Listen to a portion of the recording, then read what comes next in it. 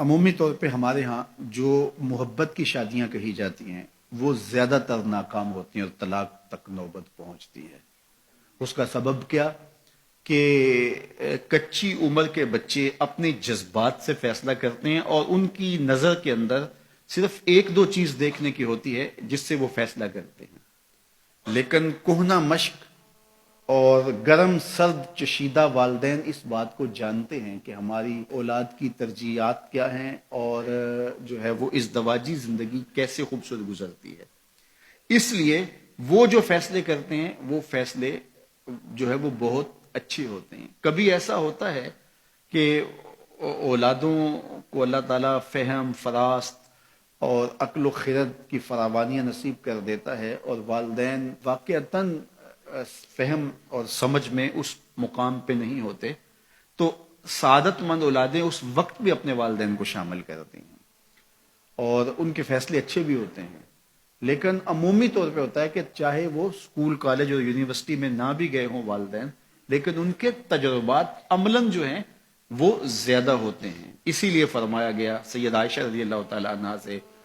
مروی روایت ہے، ایما امرأۃ نکحت بغیر اذن ولیہا فنکاحها باطل فنکاحها باطل فنکاحها باطل، 3 مرتبہ فرمایا،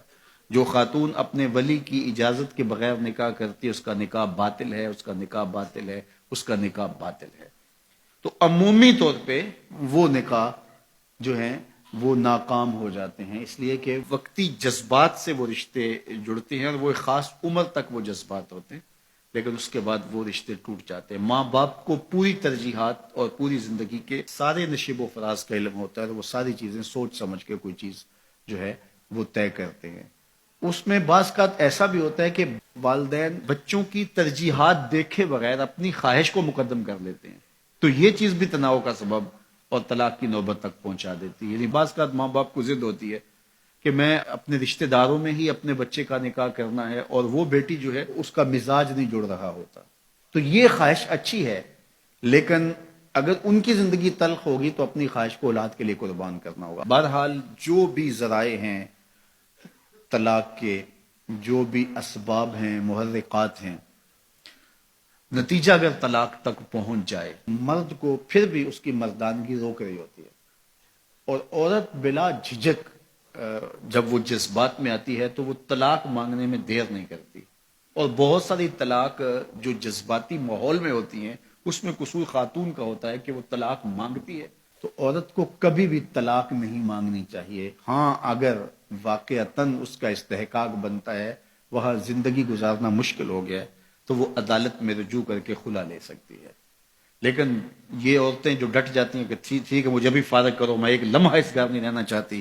یہ گھر میرے لیے جہنم ہے، اور یہ اس کی بہنوں کے سامنے، اس کے بھائیوں کے سامنے، اس کے خاندان والوں کے سامنے اس کو یوں للکار رہی ہوتی ہے، تو پھر وہ طلاق دے دیتا ہے۔ اور بعض کا وجہ نہیں ہوتی کہ وقتی تناؤ ہوتا ہے۔ تو حضرت امام ابو داود نے حضور کا یہ فرمان لکھا ہے کہ آقا کریم نے فرمایا کہ جو خاتون بغیر عذر کے اپنے شوہر سے طلاق مانگتی ہے وہ جنت کی خوشبو بھی نہیں پائے گی، اور جنت کی خوشبو 500 سال کی مسافت سے آنا شروع ہو جائے گی۔ تو جو بغیر عذر کے اپنے شوہر سے طلاق مانگتی ہے، تو یہ بات ذہن میں رکھیے گا کہ عورت نہیں چاہتی